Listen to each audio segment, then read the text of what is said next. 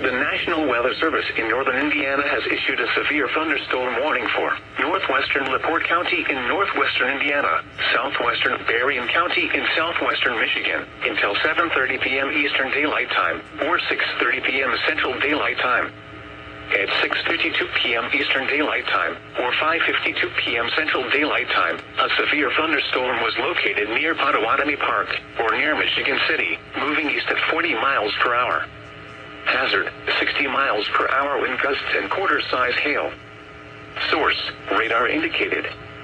Impact, hail damage to vehicles is expected. Expect wind damage to roofs, siding, and trees. Locations impacted include Michigan City, Trail Creek, Bridgman, New Buffalo, Three Oaks, Long Beach, Potawatomi Park, Shorewood Tower Hill, Shorewood Tower Hills Harbor, Michiana Shores, Grand Beach, Michiana, Union Pier, New Troy, Harbor, Potawatomi Park, Sawyer, Turner Shores, Lakeside in Berrien County, and Heston. This includes the following highways: Interstate 94 in Indiana between mile markers 40 and 45.